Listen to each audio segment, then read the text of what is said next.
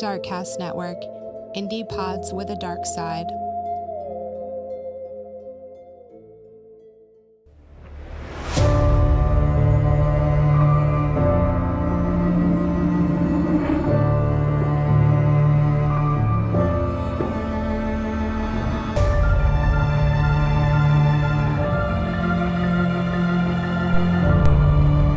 Hello and welcome back to Fuck That. I have somebody here. What up? Say hello. Hello. For those who don't know you. Who doesn't know me? Everybody knows me. Who are you? I'm just kidding. I'm Dan. I'm really excited about this case because nobody dies. I need a break. Yeah, I'm tired of listening to your depressing shit. Palate cleanser. I need a palate cleanser. So we're going to be talking about the New York Divorce Coercion Gang. New York Divorce Coercion Gang. Have you heard of them? No. Who is that? It's a Jewish divorce coercion gang that forces Jewish men into granting divorces. AKA JCG. No, it's JDCG, Jewish Divorce Coercion Gang. Nah, you just shorten it. The Jewish Coercion Gang. Ayo. All right, I'm done. Anyway, so it is a group of Jewish men who force other Jewish men into giving women a Jewish divorce, but I'll elaborate on that because there's a reason why they need to do that. Because they want to marry their wives. No, but close. But no cigars. No. So under Jewish law, when a couple gets a divorce, the marriage has to be terminated civilly, but under religious law as well. So twice. And religiously, this is done via a divorce ceremony. And during this ceremony, the husband gives the wife a document called a get with witnesses present. So you got to get the get. So before the divorce proceedings are scheduled, rabbis are involved and they have to verify several things. So first, there's no filial relationship between the rabbis, the scribe, which I'll elaborate on after, witnesses, the husband or the wife. The rabbis have to be convinced that the husband and wife are absolutely certain they both want to be divorced, and they determine this through rigorous questioning. The rabbis have to determine that neither the husband or wife are adopted, because if they are, this changes how the lineage is written in the get. So it's fine if they are adopted, but they just have to note that in the document. I have a solution for them. Have you ever heard of Ancestry.com? Not a paid promo, by the way. Although I would be okay with that. Ancestry.com, if you want me to sponsor you, please let me know. Yeah, send us some dollars. Let a bitch know.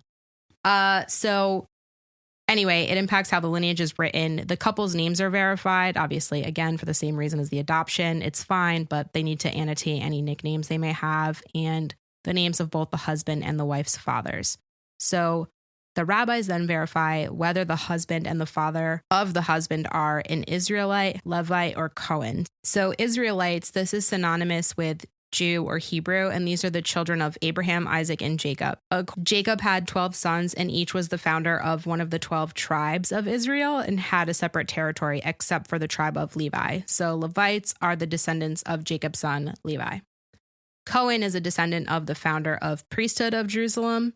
And then the rabbis determine whether the husband and wife are Sephardic or Ashkenazi. So Sephardic is Southern Europe or North Africa, and Ashkenazi is European, but France and Germany.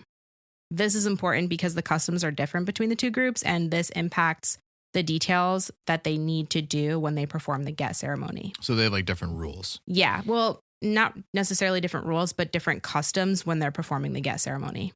So they have to acknowledge both. So divorce proceedings typically take place during daylight hours only, and they're never scheduled for major Jewish holidays, as well as the day before a Jewish holiday. The divorce proceedings are typically not scheduled on Fridays, and it is common for the Beth Din to request that the couples go through counseling before scheduling a divorce ceremony, and the Beth Din is the rabbinical Jewish court. The husband is then informed of the cost of the divorce proceedings, including payment to the rabbis and the scribe. The husband is asked to release any vows he made that involve divorce, and then he has to make a declaration that annuls any statement that was potentially made that could impact the divorce proceedings. The rabbis call for 2 witnesses and the scribe, and the husband verbally appoints the scribe to be his proxy to begin to write the get. Now, the get. It is very complicated and intricate. Everything has to be done specifically, or it is automatically deemed as invalid under rabbinic law. The get is written by a scribe, and this is an individual who is specially trained to write holy text on parchment, and this is done in Hebrew calligraphy. And this is done under very specific guidance from the Beth Din. And I forgot to include this before, but the Beth Din, again, it's a Jewish court of law, but it consists of at least 3 rabbis. Before the scribes begin writing the get, it is verified that the items used to write the get belong to the husband, and they need a quill and ink. So the scribe transfers the ownership of these items to the husband, who then lifts the materials up, and this completes the legal ownership transfer. The husband then hands them back to the scribe. So the scribe will bring the tools, but they have to do like a legal transfer.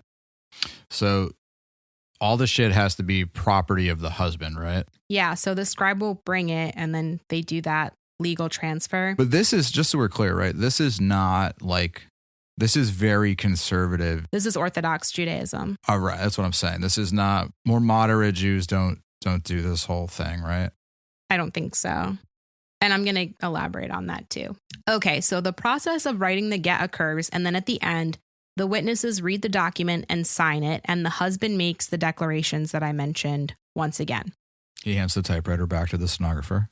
No, because the scribe has already done writing, but there will be more. There will be more transferring, so I'll get into that. But then the wife is then asked if she agrees to accept the get, and I have what the get typically consists of, so I'll read it. On the blank day of the week, the blank day of the month of blank in the year blank, after creation of the world, according to the calendric calculations that we count here in the city of wherever it is, which is situated on the blank river and situated near the springs of water, I blank, the son of blank, who today am present in the city, whatever city they're in, which is situated on the whatever river and situated near springs of water, willingly consent, being under no duress, to release, discharge, and divorce you to be on your own, you, my wife, blank, daughter of blank, who are today in the city of blank, which is situated on the blank river and situated near springs of water, who has hitherto been my wife, and now I do release, discharge, and divorce you to be on your own, so that you are permitted and have authority over yourself to go and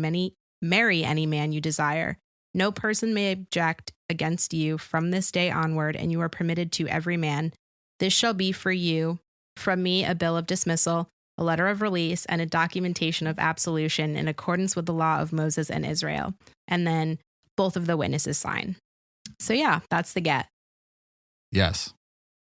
The get out of jail free card. Do not pass go. Do not collect 200 doll hairs. Anyway, so the wife produces her wedding contract, which is a ketubah. I'm trying. I can't pronounce these words. I did Google them, and it's beyond my mental capacity. So this absolves her husband of that debt, and then they agree on a new financial agreement that fits both parties, and her wedding contract is torn. The get is folded in a very specific manner that ensures the entire document can fit into the woman's hand once she receives it. So kind of like the palm of her hand kind of thing. So if a woman has a large hand, then they probably don't have to fold it as much. So that probably makes it easier. But if she has a really small hand, like if she wears extra small gloves, then you're probably going to be doing origami for a while. I think. Shit, I lost my place thinking of origami. If the glove fits, then you gotta quit and give her the get. All right, so it's folded in a specific manner and it fits in her hand. The get is then given to the husband and it is explained to him. He is told what to say when he gives the get to his wife, and the witnesses are positioned in a way that allows them to watch the transfer of the get. Again, like the transfer of the scribe documents or the scribe accoutrements. Good word. So the woman has to remove everything from her hands. I think I don't know. I think it's kind of cool that they have like this whole, not that I ever want to be in a situation where I need a get. I'm not against it, but I'd rather not have to go through it. But it's kind of neat how ceremonious it is, I guess. But they have to remove everything from their hands. She holds both hands up side by side, cupped with her fingers like slightly elevated. And then as the husband transfers, or as he gets ready to transfer the get, he states, "This is your divorce. Accept this document of divorce, and with this, you are divorced from me hereon. You are now permitted to marry any man." So then he lets it fall into her hand, and she closes her fingers around the get, and she lifts it up. She then puts it under her arm, and she walks approximately 6 feet. The rabbis question the scribes and witnesses, ensuring that everything was done properly. And then the get is then cut specifically and filed into Beth Din archives. The former spouse gets an official document that certifies that they went through a proper religious divorce, And the woman is then told she can't marry for 92 days, which I feel like is actually like that's a very 3 months. It's not bad. Not allowed.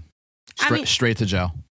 That's not a bad time frame, I feel like. I was expecting it to be longer, but I feel like that's pretty reasonable. I mean, that's... Unless she's seeing somebody else, and then I guess that maybe fucking up the rebound. Things. That's true. So, for the Orthodox Jewish women that felt trapped in their marriages and felt helpless in convincing their husbands to grant them a get, there was a pillar of hope in the community, and his name was Rabbi Mendel Epstein. I feel like that name is just tainted. I don't know. I feel like Mendel is kind of a badass. That's a fucking sick name. That's right? a badass name, right? I'm not gonna lie. I'd be like, yo, you don't fuck with Mendel. I would trust a dude named Mendel. I'm not gonna lie. I don't know if I trust a dude named Mendel. But then the Epstein, but I wouldn't fuck with a dude named Mendel. I only know 2 Epsteins, and 2 out of 2, they're not doing well. Neither of them. So I don't know. If you're an Epstein and you're doing well, please let me know. And I'm sure there's millions. Oh, I'm sure there's 100,000 million. But I only personally know 2 and 2 of them are questionable. So in the mid-1980s, this respected Brooklyn rabbi began to vigorously advocate for Jewish women that were experiencing difficulties in getting religious divorces from their husbands. Epstein actually wrote several books as resources for women, which I thought was pretty cool, such as A Woman's Guide to the Get Process. He even proposed a Bill of Rights for Jewish wives that posited that women in an abusive relationship should absolutely have the right to seek a get, which I think we all agree with. Countless women stuck in their marriages turned to Rabbi Epstein for help, and according to many, he did help these women. That is, until people began questioning just how the respected rabbi was getting these stubborn men to give their wives a get after they were blatantly refusing. So, Rabbi Mendel Epstein had another name that he was known for when he wasn't fighting tirelessly for women in rabbinical court, and that name is the Prodfather, as in cattle prod.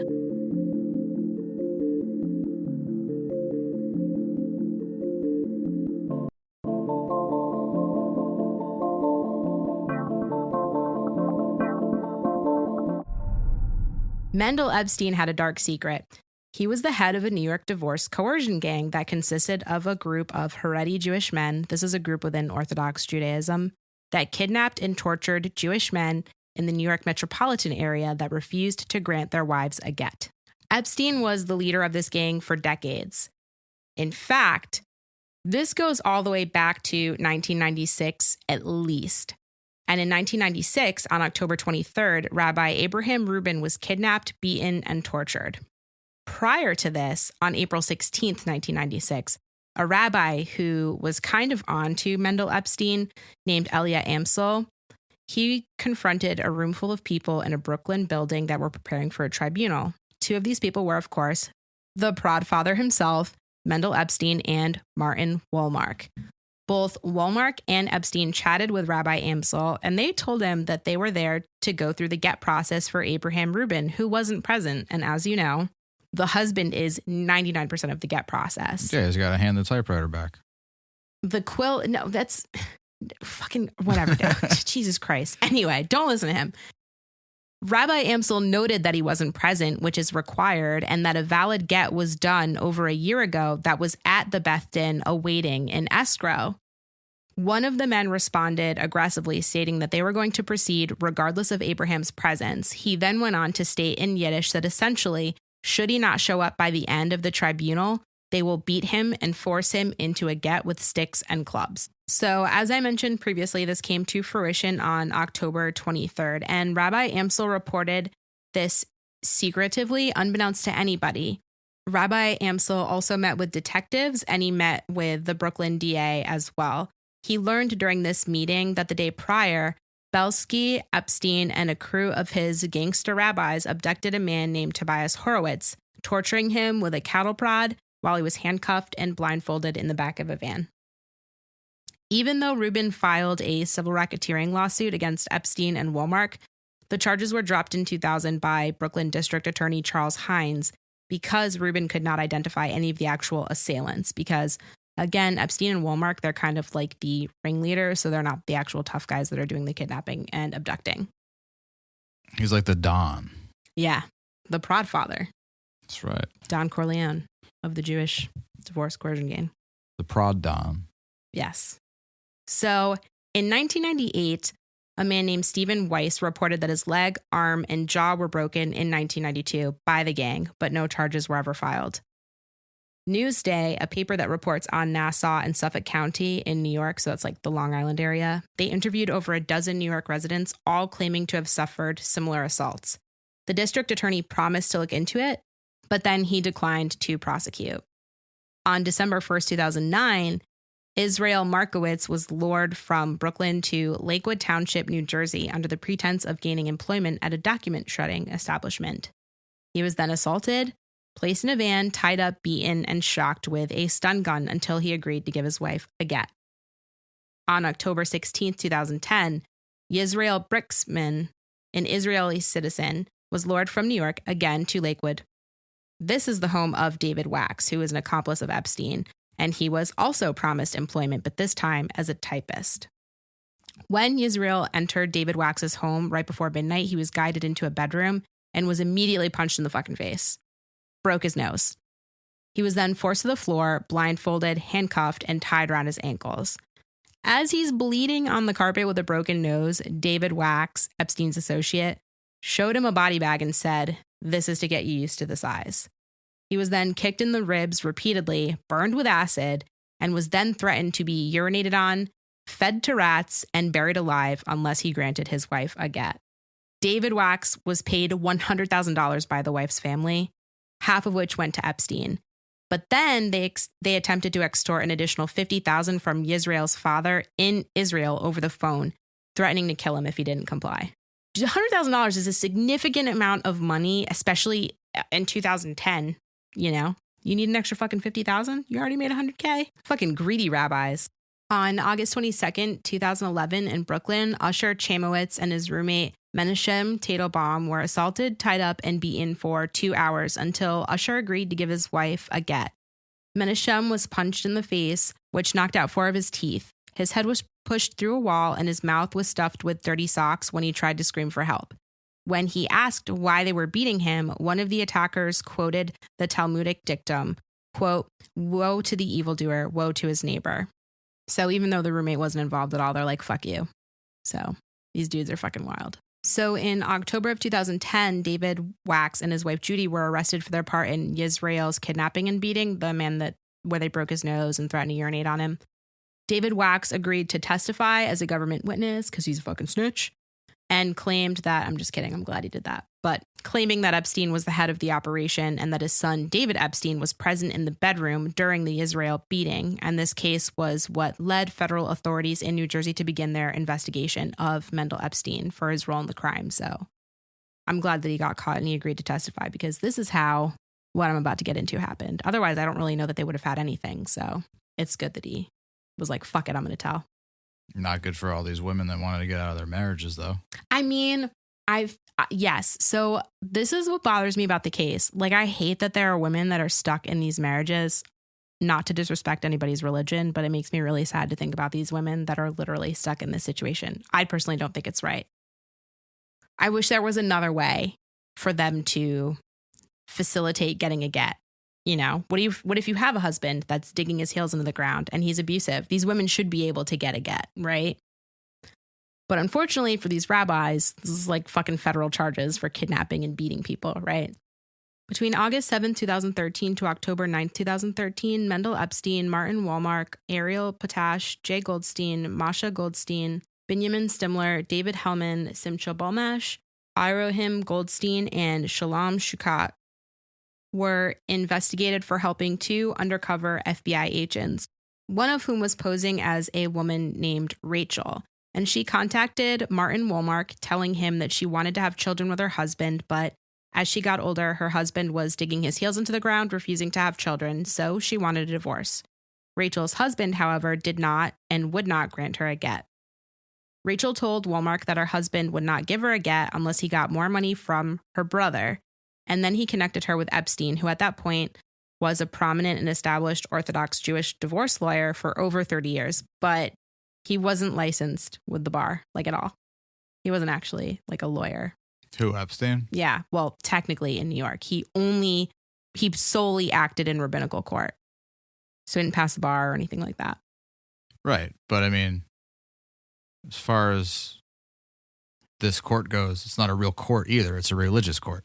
Yeah, but still. He doesn't So he's a religious lawyer in a religious court. That works. I guess. I don't know.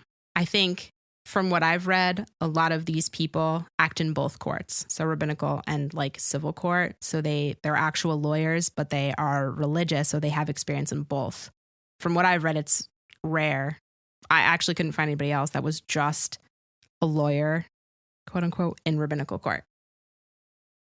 Which would make sense. I don't know. Because they can help you civilly and in rabbinical court. Right. But the thing for me is like, I understand that, you're in this religion. You don't want to walk away from your religion because it's your religion. I get that. But what is stopping these women from just going to civil court, screw this whole rabbinical court thing, and just getting a divorce legally in the state of whatever, in this case, New York? So there's only 2 places that have laws in place that protect women whose husbands refuse to grant them a get. That's New York and Canada.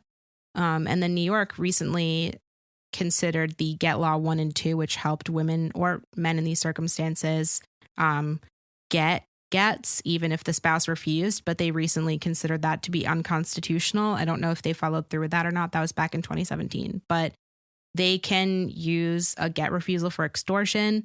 They can take kids away. There's a documentary, I forgot the name, but I'll link it in the show notes. But we watched it a while ago, and I think it's really telling of the process. It's actually a woman in similar circumstances in Brooklyn, and they flooded the civil courts, and they had her custody taken away. They got her fired from her job. She wasn't able to get a job anywhere. They were following her. They were stalking her. Like, this is like a very intense process where these people are really pressured to stay in their marriages. So, but that's like harassment and abuse and all sorts of other shit. But I understand, there's influencing a court decision, though, unfortunately, is legal. Right. No, yeah. So you can go ahead and do this in civil court and screw the whole religious court thing. But I understand that they're essentially blowing up their entire life if they choose to do that. You also have to consider, though, typically in this kind of situation, this woman is staying at home and raising children. She's not working. She's, you know what I mean? Like this. So these women don't really have, typically there are some that do, but so I'm not speaking for everybody. These women are stay-at-home moms, like the documentary that we watched, they didn't go to school. I think she didn't even finish high school. She just had her kids. Right. It's like the people that leave the Amish community and they're just totally on their own. Yeah, they don't have no support. She doesn't have nothing. money. She doesn't have any skills. So these women are really stuck. And so that is a big problem. Like, they are keeping these people trapped. So, it's really problematic because then the civil courts, they don't want to get their hands dirty. They don't want to touch it. It's not their fucking problem. Oh, it's not our problem. Deal with it. So they're just stuck in this infinite loop. Enter Mendel Epstein.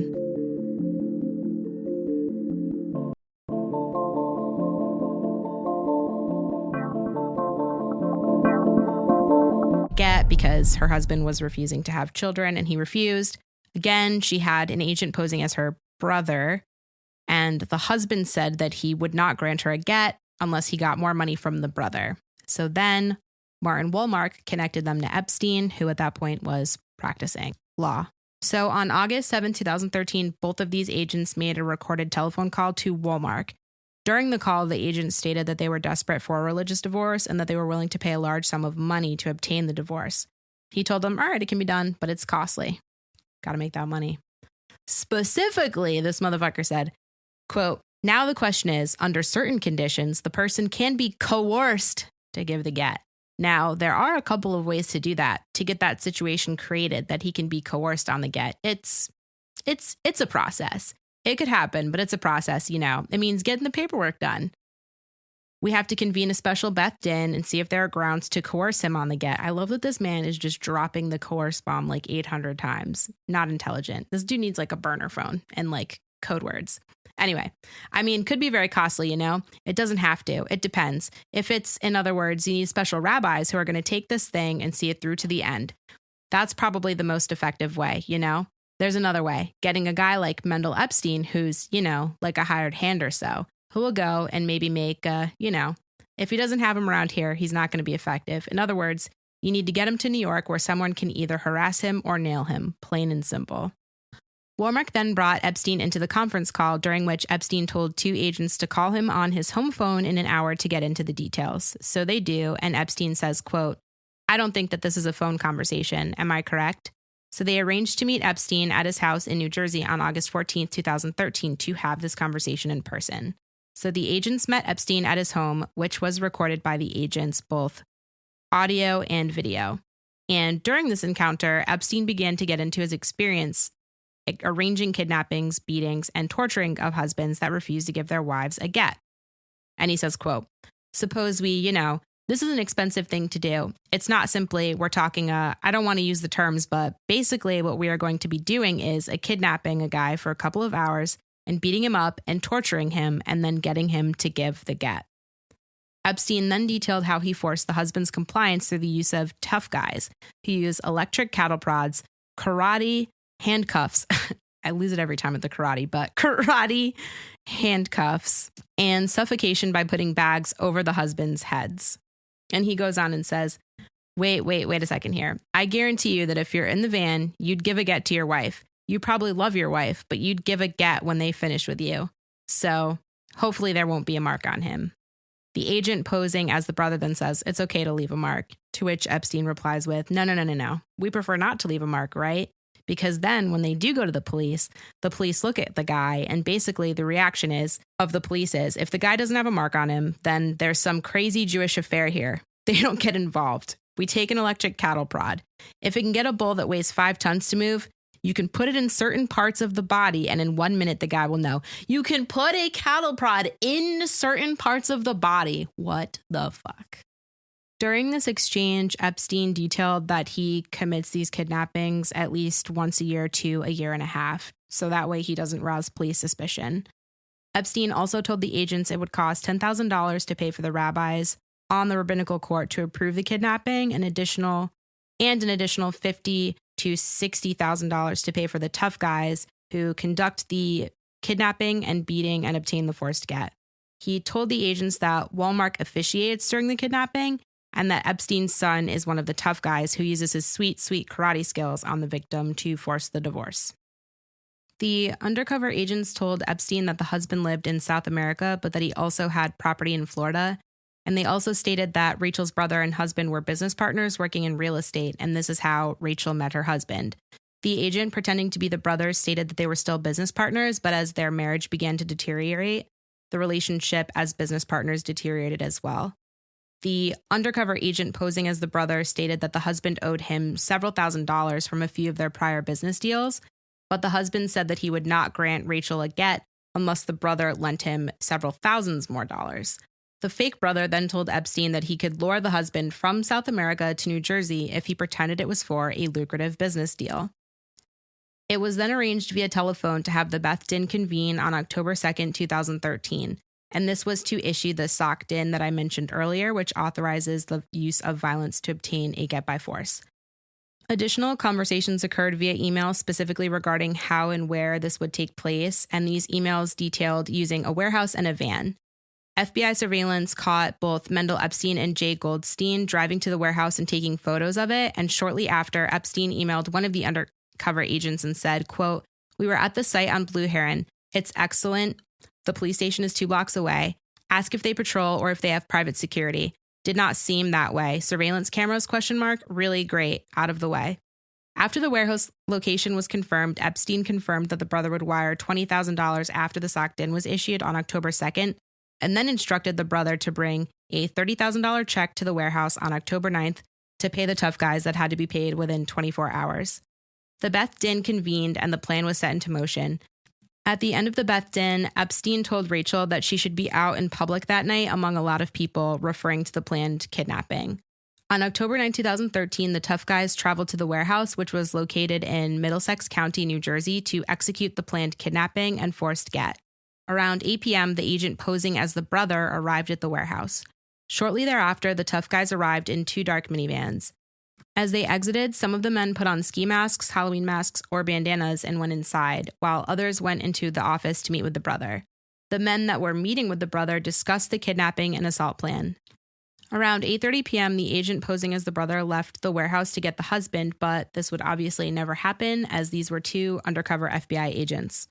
A few minutes later, law enforcement entered the warehouse and arrested the 8 members of the kidnapping team. One member was wearing a garbage bag over his clothes, and another had an oversized Metallica t-shirt over his clothes. Props to the guy in the garbage bag. I think I like the Metallica t-shirt more. I'm just saying that he's probably sweating his balls off. Well, it's October in New Jersey. Still, fuck that. Might be brisk. I'm glad that you're concerned about the kidnappers' comfort and temperature. I'm very concerned for them. What about the guys with like Halloween masks? So the warehouse was searched and they seized masks, rope, surgical blades, it's fucking sketchy, a screwdriver, plastic bags, and items used to ceremonially record the get. So like the quill, the ink bottles. I like that so they do this shit on site? Yeah. I thought they did this, then the guy that show up at court and do it. No. So they... Remember how I mentioned earlier that the rabbi who was suspicious of Mendel Epstein confronted them and they had said that they were doing it whether he was there or not? And the rabbi was like, well, actually, he needs to fucking be there. And they're like, we don't give a fuck. This is that. But I love how like, they're like, we're going to kidnap this guy. You know, we're going to use masks and shit, but we're going to fucking do the get with like the quills and shit. I mean, you would think at that point they would just fake a get, right? I know they have to file it with like the Beth Din, but you would think that they would just fucking fake it at that point. I mean, they're kidnapping the dude. I don't know. There was a federal hearing the following day where David Wax, one of Mendel Epstein's accomplices, pled guilty to conspiracy to commit kidnapping, additionally naming all of his accomplices. U.S. Attorney Paul Fishman said, quote, "The charge is kidnapping and extortion, violent crime to get Jewish men to give divorces they wouldn't get otherwise. It's not really an exercise of religion. It's really about money and violent crime." The trial for the main defendants began on February 18, 2015 at the U.S. District Court for the District of New Jersey in Trenton. On April 21st, they appeared before District Judge Frida Wolfson. Mendel Epstein, the Prodfather and the ringleader of the New York Divorce Coercion Gang, was convicted of conspiracy to commit kidnapping. His accomplices, Jay Goldstein and Benjamin Stindler, were convicted of attempted kidnapping. Mendel's son David was acquitted by jury. Goldstein, Patash, Shuchat, Moshe Goldstein, Hellman, and Bolmash all pled guilty to one count of traveling in interstate commerce to commit extortion. Goldstein and Patash were sentenced November 19, 2015 to 45 and 14 months in prison, respectively. Shuchat was sentenced to time served on November 19, 2015. Hellman and Bolmash were sentenced on the 17th to 44 and 48 months, respectively. Martin Walmark, 57, pleaded guilty to conspiracy to travel in interstate commerce to commit extortion and was sentenced to 38 months in prison. Mendel Epstein, the Prodfather, is scheduled to be released from jail in 2024, where he will be 79 years old. And that is the story of the New York Divorce Coercion Gang. I'm Team Mendel. If you like what you heard today, please like, review, subscribe. You can find the podcast at FThatPod on Twitter, TikTok, and Facebook, as well as YouTube, Instagram, FThat_pod. Share it with a friend, leave a review, and stay tuned because I'm going to be playing a couple of promos from other podcasts on Darkcast Network. Hello, everyone. My name is Gregory Zink, and I'd like to welcome you to my political true crime podcast called Smoke-Filled Rooms. With my background in political science, I present deep dive storytelling shows that focus on history's most infamous governments, leaders, parties, policies, and discontents. For at the core of society's dysfunctions are the criminal powers that lord over us, and the attempts by competing interests to strike back at the system. So grab a couple cigars and meet me behind the Capitol building for bi-weekly episodes featuring the political realm's most diabolical. The Smoke-Filled Rooms podcast is a member of the Darkcast Network and is available wherever you get your podcasts. And make sure to visit smokefilledrooms.net to sign up for my mailing list. Listener discretion is advised for topics including violence, coarse language, substance use, sex, and disturbing situations. We'll see you soon.